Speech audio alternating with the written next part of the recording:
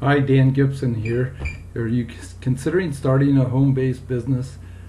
This blog might be a big help for you. I've put down 12 things that you might want to consider before you start a home-based business. Whether you've been dreaming about a home-based business for many years, or maybe somebody's just trying to recruit you into some business opportunity, the first thing to know is that no business is right for everyone. There's a lot of people out there that will recruit anybody that can make steam on a mirror because they think quite frankly, they just want everybody to be in their business. But to start a home-based business, to operate a successful home-based business, you're going to need to have some self-discipline. You have to be able to work without having direct supervision, without a boss standing over you. And of course, not everybody's right for any particular business or product. The company that you're looking at might have a product that you don't like, product that's not something that you'd normally use. For instance, a company might be promoting food supplements and health-related products, and you might not be that interested in health. You might smoke cigarettes and drink coffee all day, so you probably wouldn't thrive too well in that kind of an environment. However, if you are health conscious, that might be just your cup of tea. Other kinds of things that you might not want to do. If you're overweight and unconcerned about that, you probably won't want to be with a company that has a diet program. On the other hand, if you are overweight and you're willing to use the company's product and you might lose some pounds on that product, you'll have a great testimonial and you'll be on fire to go out and share the product with the world. So just about any business you go into, you're going to need to have good communication skills. I found that a lot of people just haven't really worked on that and developed that, and it's something that you can acquire, you can study, you can grow, you can learn to communicate better, but it might be a process for you. But good communication skills are necessary for most businesses. Also, all businesses have some degree of risk. Quite frankly, getting a job has risk. You don't know if that company's going to survive. You don't know if they're going to keep you. So there's risk in everything. If you put your money in the bank, there's some degree of risk that the bank might fail, the economy might fail. So, if you're one of these people that is risk adverse, you're afraid to take any kind of risk, you're just going to have to forget about improving your life because everything requires some risk. The question is, can you manage the risk?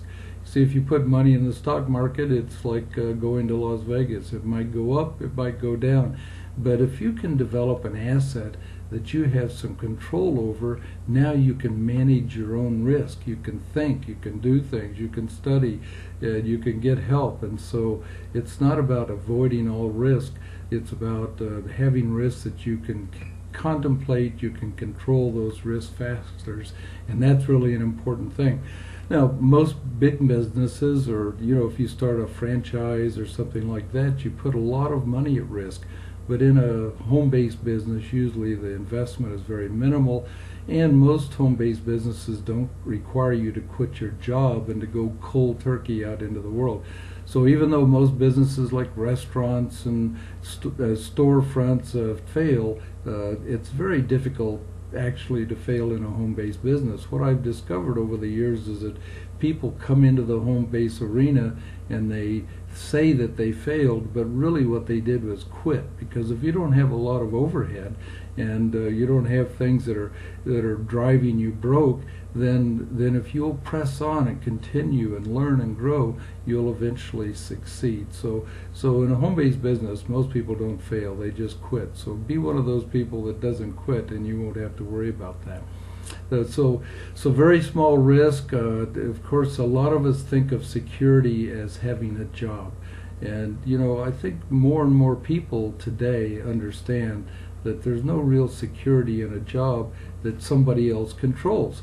The company might go broke, they might decide to replace you with somebody that will work for less, or maybe your boss doesn't like you. And of course your job might end up in China or Mexico or someplace else. So the only real security is that which you build yourself, that you own. When you own an asset that you control, that's about as much security as you can have in life. And so that's what this is all about, is starting your own business and being able to build something that's an asset for you, and you can actually give it to your family when you're gone.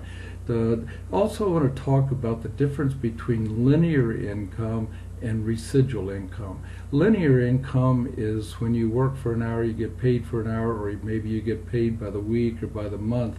But in every case, even if you're a brain surgeon, a brain surgeon earns linear income, because if he can't do surgery anymore, his income dies immediately. So all linear income requires you to do something that you get paid for, and you have to repeat that over and over, and if you can't repeat it, then your linear income stops. Residual income, or what we sometimes call passive income, is income that you get paid tomorrow for something that you do today. For instance, if you recorded a hit song, it might take you a few hours in the studio to record the song, but if that song continues to sell, as often as it sells or is played on the radio, you get paid over and over again for something you did once. If you wrote a book and that book becomes a big seller on Amazon, it might take you a month or a year to write the book, but no matter how long that book sells, you get paid every time it sells. Of course, when you have money in the stock market and you get dividends, that's linear income.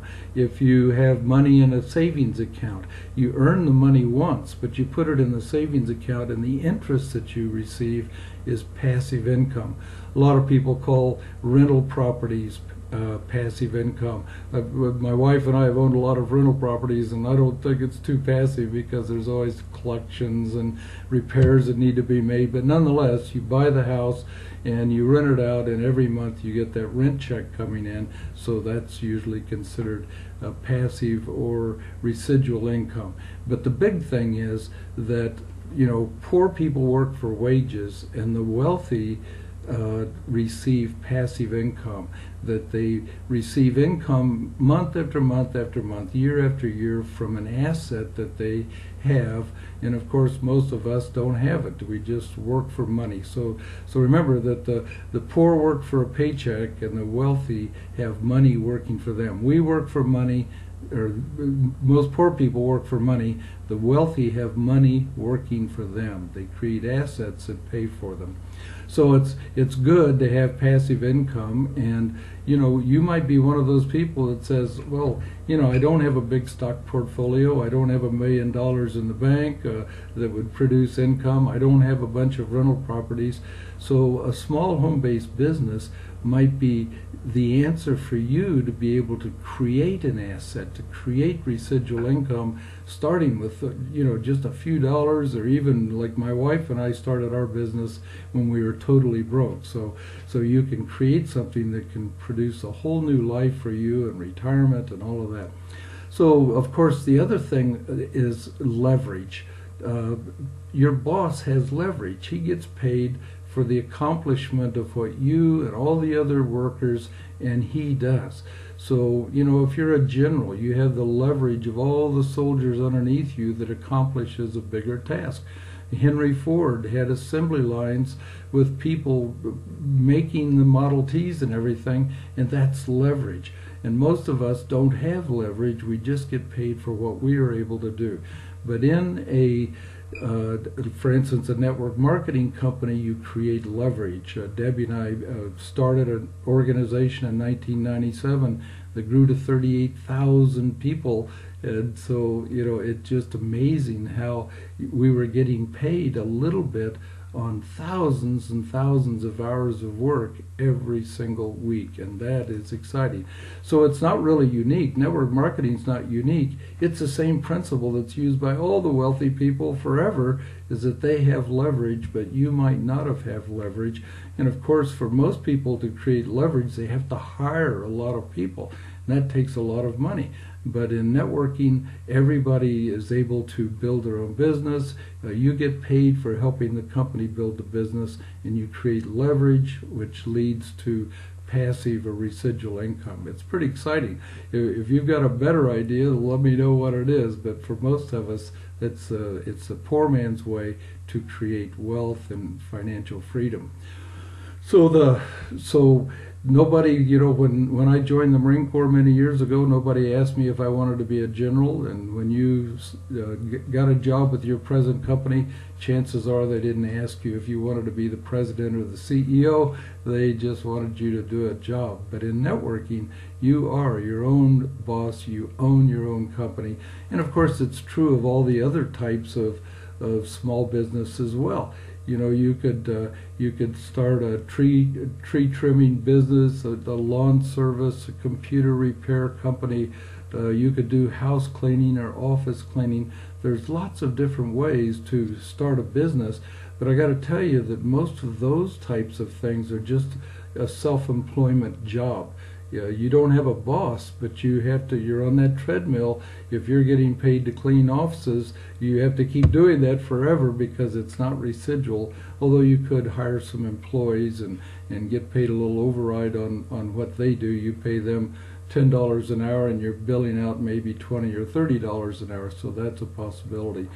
But remember, the rich live on passive income, and they have money working for them, and the poor always live on wages. So following, I'm going to give you 12 things that I think you might want to consider before accepting a business opportunity. Things that you want to consider so that you make a wise decision and that it's not just emotional or because somebody's trying to recruit you. One thing is, are you suitable for the business? Again, sorry for the alarm or the wall clock going off here. Are you suitable for the business? Again, people will try to tell you that their business is right for everyone, but you have to consider your personality, your life experience, whether or not you're teachable and willing to learn new things. And most importantly is your ability to work without a boss standing over you.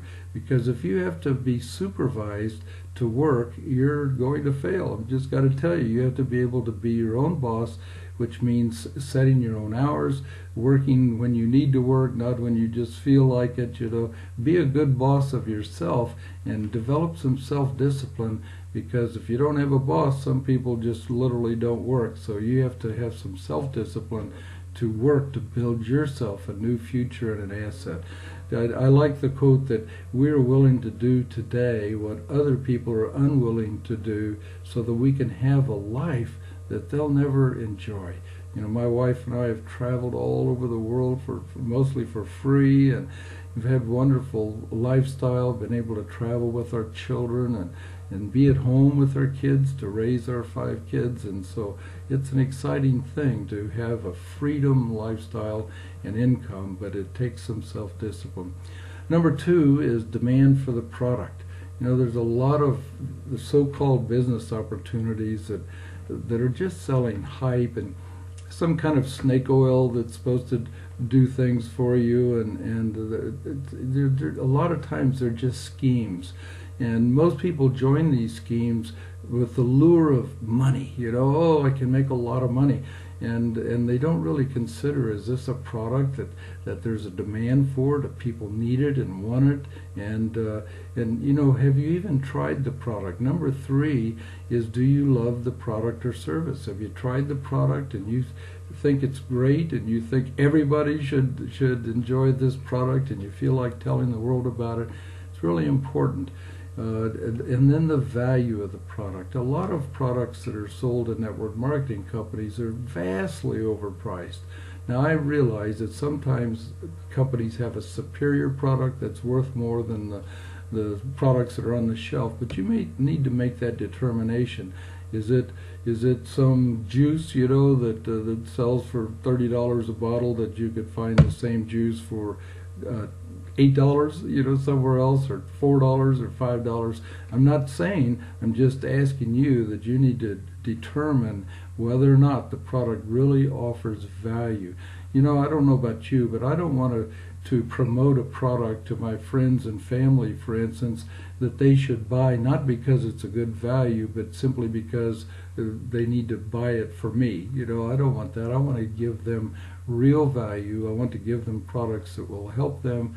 And of course, that's the same thing I want to do with strangers as well. Number 5 is the company itself. You know, there's a big percentage of all the network companies that are founded by successful distributors with another company. And they get together and say, you know what, we ought to start our own company. And, you know, what we'll do is we'll offer a little better of this and a little more of that and better car program, maybe a little better unique way to be paid. And so they decide that let's go on our own, let's start our own network marketing company. Most often those people have no executive experience. They've been successful in the field as networkers, but in order for the company to be successful, it needs to be well managed. So you need to look at the company and see if they have qualified executives running all the important departments of the company. And then you want to see if how old is the company. You know, most new network companies start up and fail within 3 years. So a brand new company, you want to be very, very careful about joining a brand new company because there's a high probability that they won't make it. so they might, but just consider that. Also, the growth record. Is the company growing, or are they languishing, or some companies are actually going downhill? I'm not going to name companies, but there was a juice company a few years ago that went from 0 to $1 billion in sales.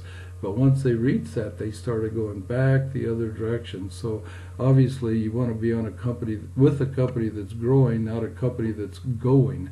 And of course, the company's reputation is very important. And you know, a lot of people try to Google a company to see if they're good or bad. I got to tell you that there's a lot of junk on Google.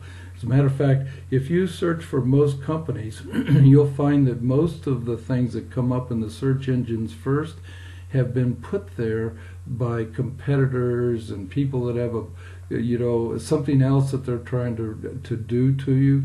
So, you know, you just can't rely on that. There are good ways to check a company. You can check with the Federal Trade Commission to see if they've had complaints or if they've been sued by the government agencies. Your state's Attorney General's office has a fraud division that you can check and see if there's been complaints on a company or if they've been in trouble. The Better Business Bureau is someplace you can check to see the rating of that company with the Better Business Bureau.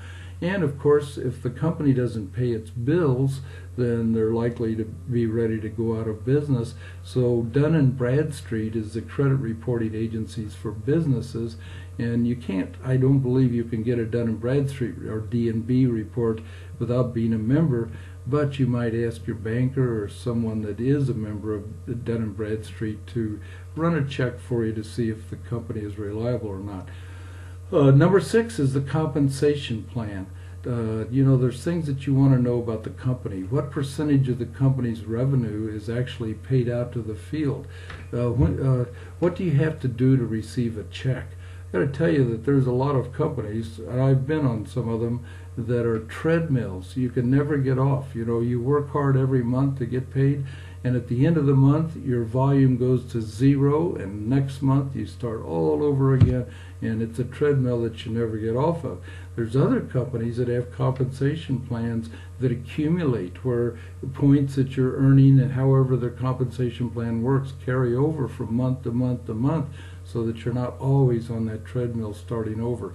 You also want to find out about width. Some companies say you have to have multiple legs to get paid at the higher levels. And how much width do you have to have?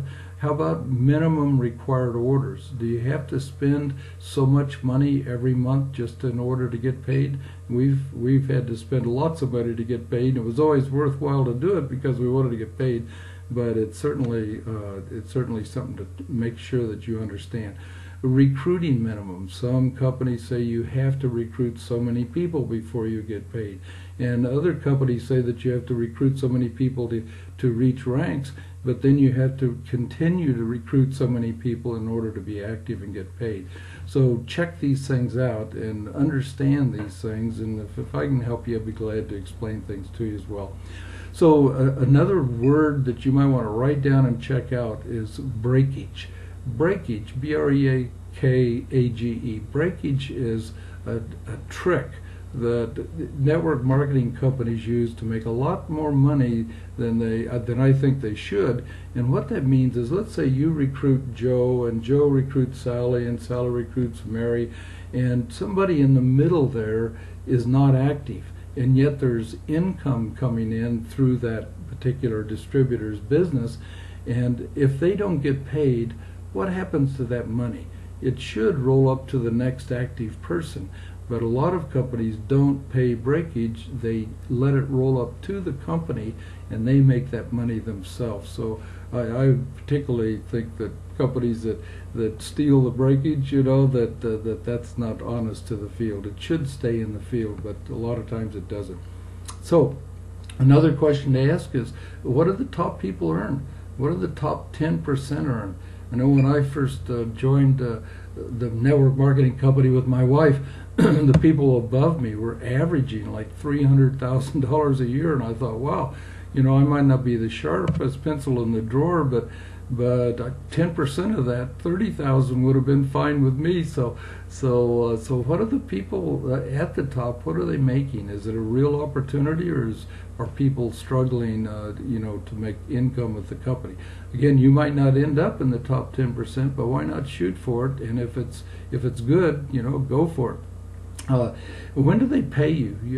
Some companies pay once a month, and it's really hard to budget for a whole month. Sometimes you have expenses during the month in your business, and you got to wait for a whole month to get paid. Other companies pay weekly, and I think that you'll like that a lot better. So again, these are options, just things to think about. Number 7. If you're looking for an opportunity that has a sponsorship type program like network marketing companies do and affiliate marketing companies, how well do you know your sponsor? If you don't know the person, it's somebody that's recruiting you from the internet, you should probably check that person out, get to know them a little bit, get an idea if it's a person that you want to do business with. Especially, this blog is designed to help Christians, and I don't want to work with heathens, and I don't want to work with, I don't want to be tied together, unequally yoked together with people that don't share my values, maybe lack integrity. So check that out. Is the person trustworthy? And of course, it's important to know if the person that's sponsoring you is successful in the business themselves. Now, keep in mind, it's okay to go into business with your friend or your brother or somebody that's starting out, but you have to ask this question: if they're not going to be able to train me, who will? Who's going to train me? Do I have some upline support that is successful, that's willing to spend time with me and answer my questions? Something very important to find out before you go into a business relationship. Number 8 is company support and training. Good companies have good training, and they have good home office support where you can get your questions answered, where you can get through, where you're not waiting on hold for 30 minutes to try to get in to talk to somebody. One of the great things about belonging to a good home-based business is the opportunity for personal growth. So find a company that's going to help you grow as a person and grow into a new lifestyle and income. Another thing is incentives. In the corporate world, I had companies that had me fly first class everywhere I went. I stayed in great hotels. I ate anything I wanted on the menu and put it on my expense account. And of course, I had company cars, and so there's a lot of perks. One computer company I was with gave me season tickets to 2 different pro football teams, and paid for memberships at all the airlines. So executives in the corporate world have what are called perks over and above their salary. But network marketing companies have a lot of these great perks too. Some of them are like car programs. My wife and I don't even remember how many new cars that we've had paid for by a company. Earned trips, free travel. When we'd just been about 10 months with our first company, we got a free trip to Switzerland, stayed at a 5-star hotel. It was all paid for. It was all totally free. And boy, these are wonderful things. And over the years, we've been able to travel all around the world. We've taken our children on many wonderful trips, and so those are wonderful things. And does the company have a large conventions and recognition programs? These conventions are really, really important, and some companies do a great job. They motivate you, they train you, they help you build a team, because your team goes there and they get motivated and they're likely to stay. And people that don't go to the conventions are likely to go away. So companies need to have good conventions, great recognition program. A lot of people have never received a lot of recognition. Good companies recognize your people. It helps you build a business. Number 10, does the company manufacture its own products, or do they use what's called private labeling? Well, let me tell you a short story. The first network marketing company I joined back in the early 70s was a company out of San Jose, California. I lived in Kansas City, and they produced, Amway type products. It wasn't Amway, but anyway, they had cleaning products and things like that, and personal care products. And those products were heavy. They're, like quart bottles, and they were shipped by the case from California. And that company ended up going broke on me, or out of business.